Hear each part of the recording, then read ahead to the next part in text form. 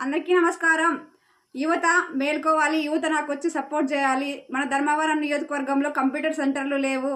Computer సెంటర్లు లేకపోవడంతో 10th అయిపోయిన వెంటనే ఇంటర్ అయిపోయిన వాళ్ళు చదువు కొనసాగించలేక ఏ ఆటోకి వెళ్ళి జీవనాన్ని కొనసాగిస్తున్నారు.